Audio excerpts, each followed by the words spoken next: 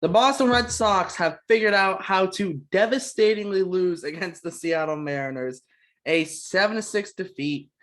Gotta love staying up till 2 in the morning just for this to happen. It's so amazing. But the Mariners walk it off in the ninth inning after the Red Sox take the lead with a Bobby Dahlbeck home run. However, they gave up 2 in the bottom of the ninth with Hansel Robles on the mound, and the Mariners walk it off. This is Red Sox recap on Bleacher Brawls. My name is Derek, and let's get into it. First things first, I'm just going to start here and say I know everyone's going to blame the bullpen.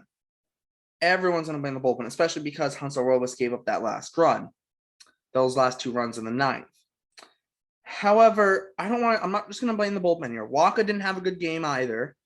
And here's my key stat for this game. Before we get into any specifics player-wise or anything, key stat, the Mariners were 5 for 12 with runners on base. The Red Sox were 1 for 3. Oh yeah, 1 for 3 is a .333 average, but you only had a guy in score. You only had a runner in scoring position for 3 at-bats the whole entire game. The Red Sox scored 5 runs. 5. 5 of their 6 runs on home runs. 5 of their 6 on homers. Yes, it's okay. You get a guy on and hit a homer, guy and hit a homer, and then Bobby with the solo shot. But you're not. Most of the times, you're not gonna win if you only get a guy a guy in scoring position for just 3 at bats the whole entire game. The Red Sox had 35 at bats tonight. You add in the 1 walk from Devers' 36 plate appearances.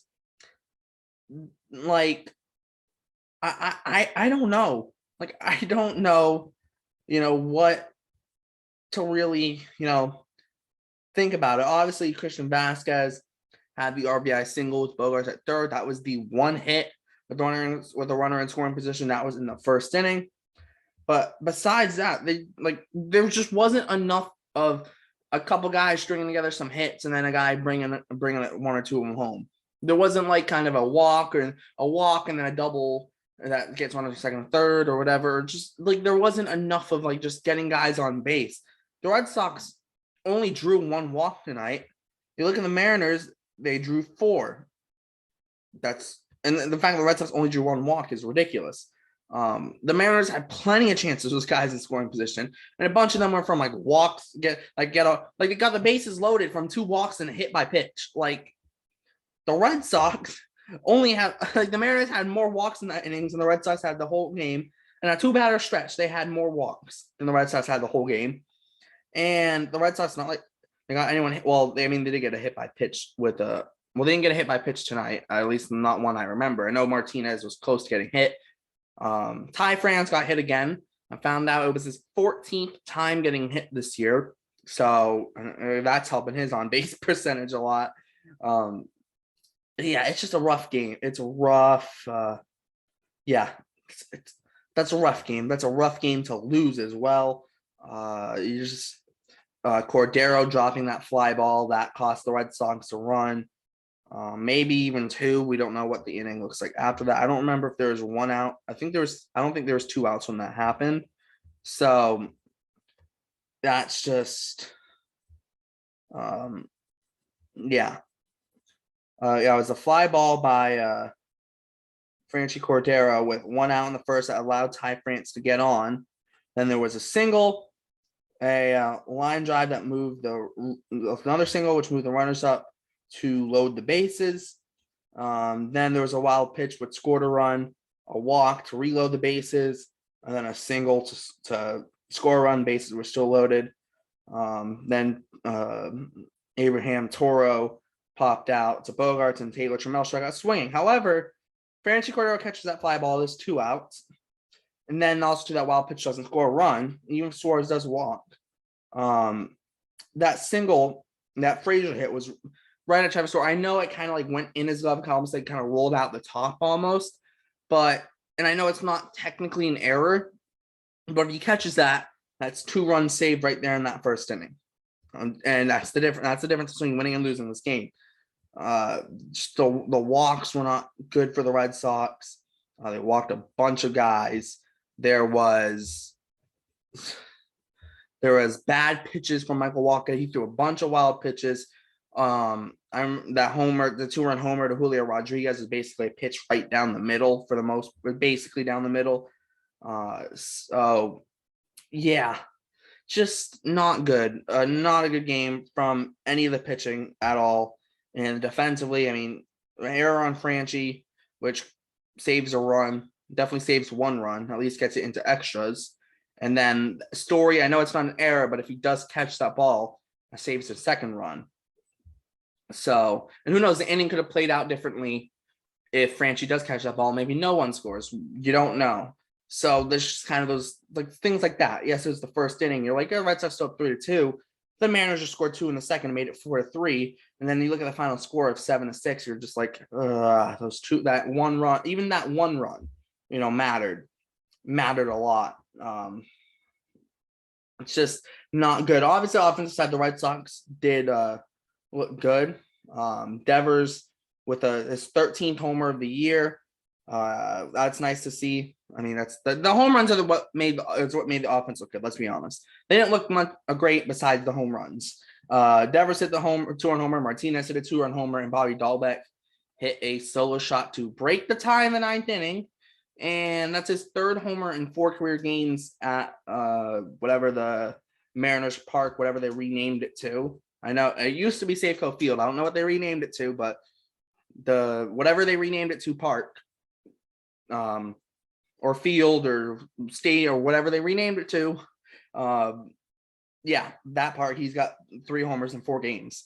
I don't know. It's just, wacky. Franchi Cordero struggling.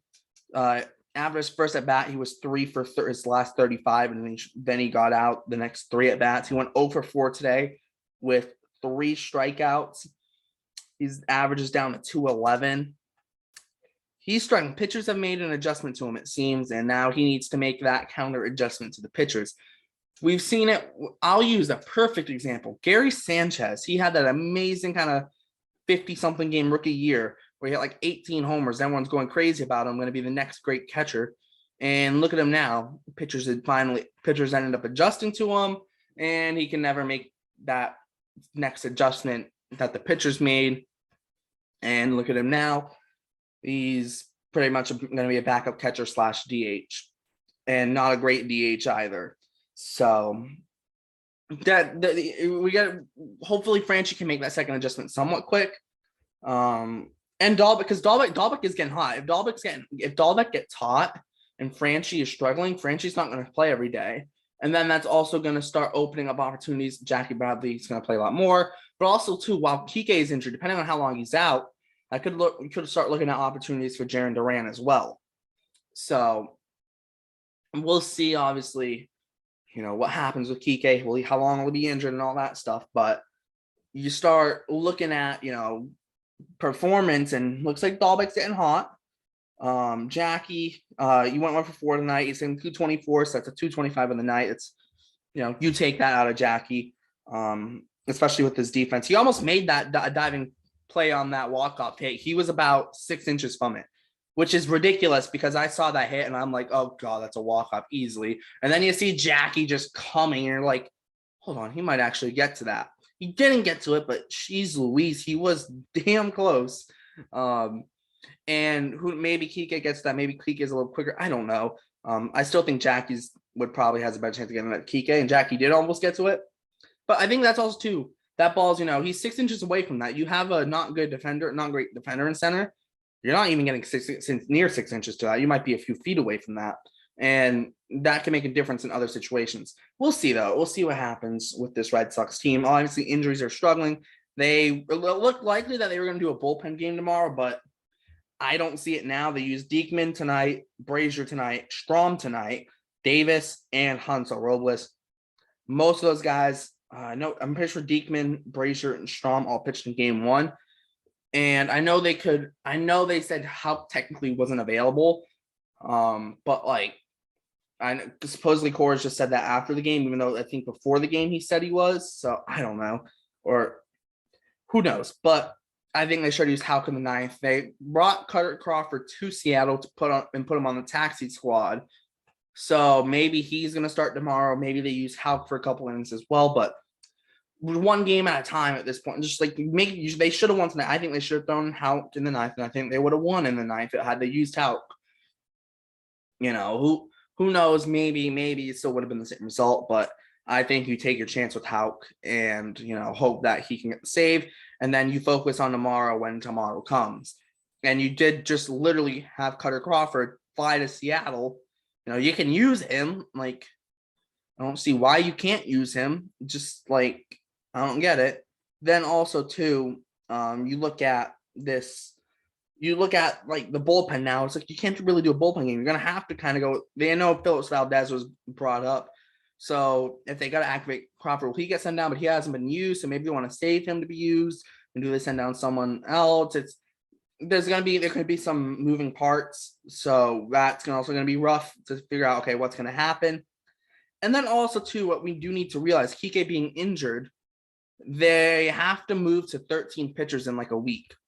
So it seems like Jarren Duran would be most likely to be called up. The only other option I think would be Ryan Fitzgerald.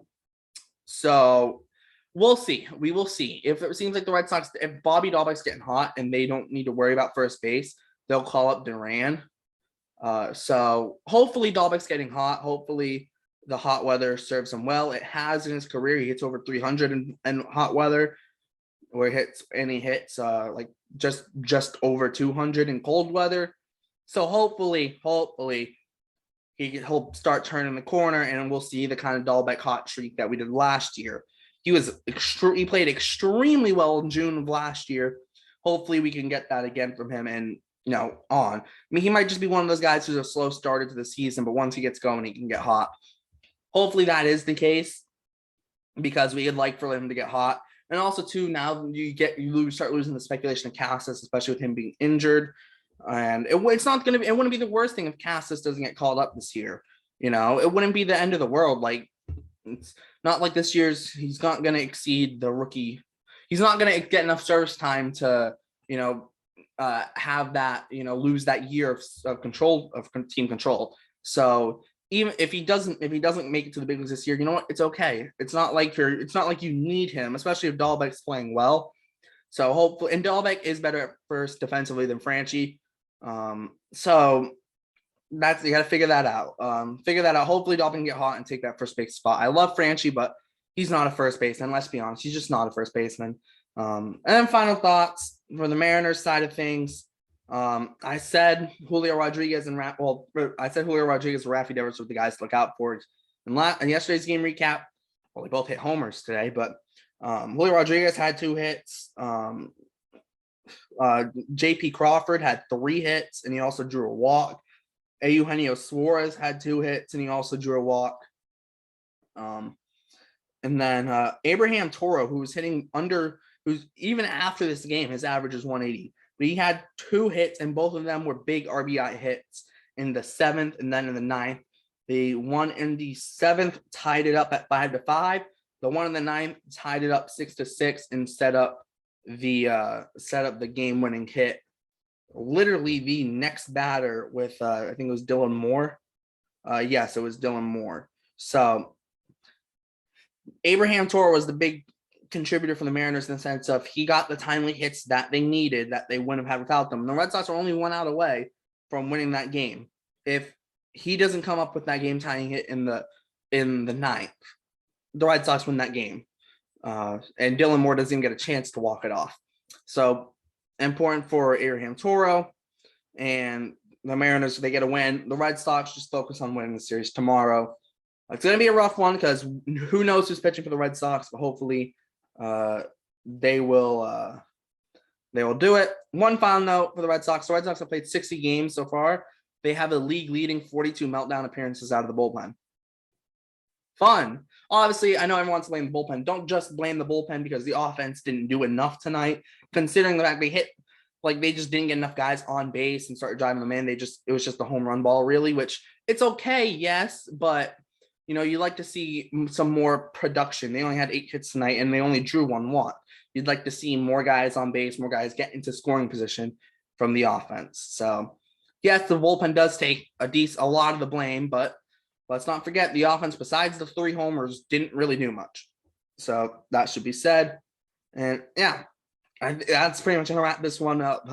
Make sure to check out the description, all the links on their Instagram, the podcast, the website, and the Twitter, plus all the Cruise Twitters. Make sure to check out all of our previous Red Sox game recaps, our prospect pipeline videos, and all the other videos we do. We just put up a video on Gabriel Moreno yesterday.